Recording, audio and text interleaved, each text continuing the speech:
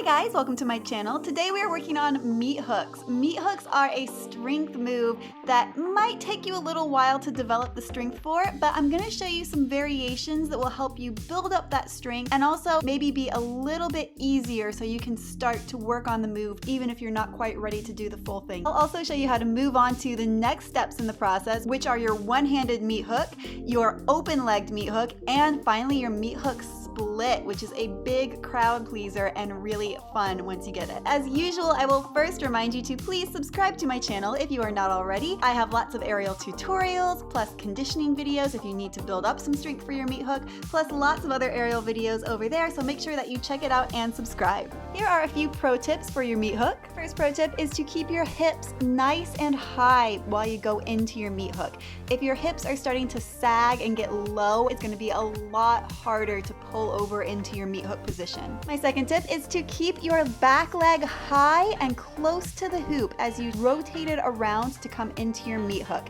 If your back leg gets away from the hoop, the weight of it is going to pull you down. And finally, make sure that your body is in a true V position with your hip touching your wrist. That is going to almost hang your body off of your arm and make it a lot easier for you. First, let's practice on the ground so you can feel the position that you're aiming for in the air. Use your hands underneath your hips to prop them up while you use your legs to simulate what you'll be doing in the air. First, open up your legs into a straddle like you're coming up in your straddle mount. Next, rotate one leg up to the ceiling and then over to meet your second leg. Your legs should be pointing diagonally behind you. They're on a diagonal, pointing sort of over past your shoulder, and your whole body is in a V. Again, don't let your leg as it's rotating to meet your other leg drop down. You can also see here that I'm taking my leg that is not rotating in the back there, putting it slightly more towards my head. The weight of it coming forward is going to help counterbalance my other leg coming around to smooth out the whole transition. And while you're practicing your body position, make sure to practice your arm position. So the arm that will be gripping the hoop is going to come and touch your hip, connecting your forearm or wrist to where your hip bone is, and that's going to really help you out. Start with your knees hooked on the bottom bar and your hands in the middle as close to the center of the hoop as possible. Your palms should be facing away from you. When you're ready, open up your legs into your straddle mount position. Then, like we did on the floor, bring one leg up behind the hoop, then try to drape your whole body in a V position over your arm. This should bring most of your weight onto one arm, whichever one your body is draped around. Make sure to keep your hips nice and high and to really use your abs to maintain your strength. To come out of it, just rehook one knee on the bottom of the hoop and come back into the hoop. If you're struggling with the full transition, you can practice doing this little cheat. Just hook one knee on the side of the hoop, it goes around behind the back of the hoop, then tuck it in behind the leg that is still hooked. Try to bring your hips up into your meat hook position and then slide the leg off the bottom of the hoop so you're coming into your full meat hook.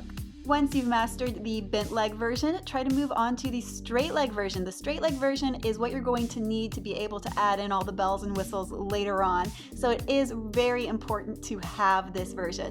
It's slightly more difficult, but if you can do the bent leg, you're ready to start working on the straight leg, and it's not going to take that much effort to master it. The next progression is to take one hand off. This is just a matter of building up the strength in your hand and having a really good meat hook position, because having a good position is as important as having strength. As you do this more often and you get more used to it, it's just going to naturally bring the weight out of one hand and you'll be able to lift your other hand off. Each time you do it, try to count to 5 and then 6 and then 7. Hold it a little bit longer. Each time a little bit longer than the last time. Your next step is the open leg meat hook, where you're going to come through your one-handed meat hook, reach your hand around and take your foot. It should be the foot that is on the bottom. Lift up your other leg so your legs are in a small V and you are in your open leg meat hook.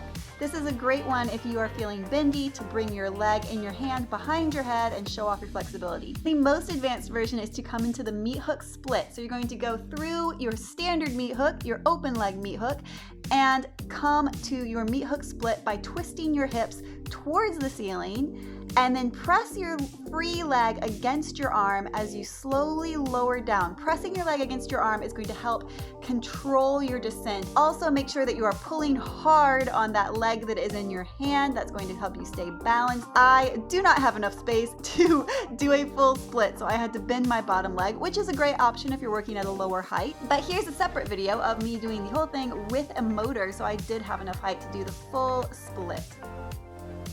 Come out of it by letting go of your foot, replacing your hand on the bar, or doing a one-arm hang like I'm doing here, and then you are ready to remount, or just, you can cheat and come down to the ground and be like, oh yes, I meant to do that. Here's some choreography. Here are all the versions together: bent leg, straight leg, open leg, and meat hook split. Thanks so much for watching. I hope you enjoyed working on your meat hook with me. Please remember to subscribe to my channel, and if you have a tutorial that you would like to see, let me know, or even better, a video of a broader subject about aerial in some way, like a vlog, or how to do choreography, or about costumes. Whatever you'd like to see, let me know. I do videos every Wednesday and Saturday. Wednesdays are tutorials, Saturdays are broader subjects, and I will see you guys next time.